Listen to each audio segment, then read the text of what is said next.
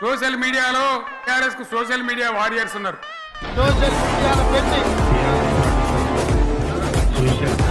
TRS social media TRS party నాయకత్వం social media ద్వారా social మీడియాలో వచ్చేటువంటి ఎట్లా అంటే ఎప్పుడు ఊహించలేదు ఈ రకమైన దాడి ముప్పేట దాడి ఉంటుంది.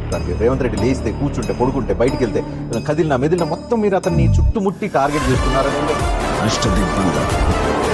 సోషల్ మీడియాలో కూడా మీరే నెంబర్ 1 ఒప్పుకున్నారు.